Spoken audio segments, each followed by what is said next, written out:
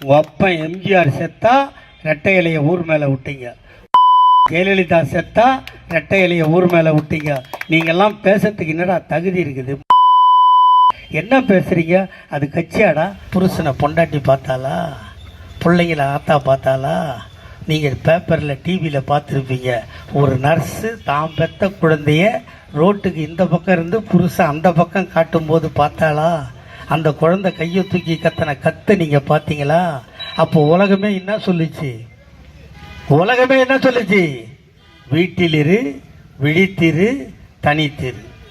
ஒரு வீட்டில் அதிகமாக 5-6 பேர் மொத்தமாக இருந்தால் முனிசிபாலிட்டி வந்து 3 பேரை தூக்கிட்டு போயிடும். போச்சா இல்லையா? உலகத்தில் எல்லாம் சொன்னான் தனியாக இருன்னு.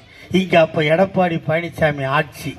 அந்த ஆட்சியில் இருந்த 2 எரும மாடு மந்திரி என்ன பண்ணான் தெரியுமா? ஒருத்தன் இப்போ விஜய் காலை நக்கிட்டு நிற்கிறான்.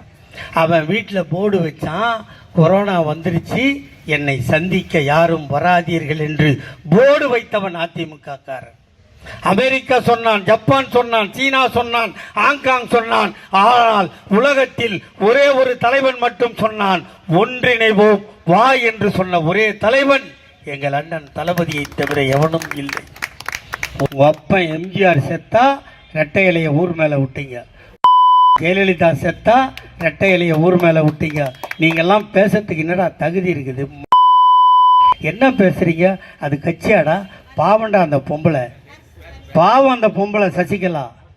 அது பாட்டுக்கு ஜெயலலிதாவுக்கு வேலை பார்த்துட்டு அந்த அம்மா செத்த உடனே தூக்கி போய் சுடுகாட்டில் வச்சுட்டு அந்த கொடுத்த தேசிய கொடியை வாங்கின வீட்டில் வந்து அது பாட்டுக்கு சிவனேன்னு டெய்லி அந்த அம்மாவுக்கு படத்துக்கு பூஜை தானங்க பண்ணிச்சு.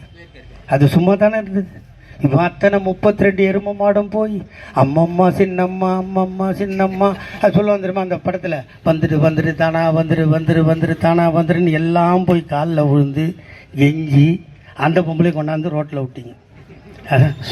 சும்மா இருந்தால் என் டாக்டர் தங்கச்சிக்குது, சும்மாவே உனக்கு கவுன்சிலர் சீட்டுன்னா என் தங்கச்சி சும்மா இருப்பாளா? ட்ரெஸ் எல்லாம் மாற்றணும் இல்லைங்க. அது சும்மா இருந்த பொம்பளையை கூப்பிட்டு சிஎம்னு சொல்லிட்டானுங்களா?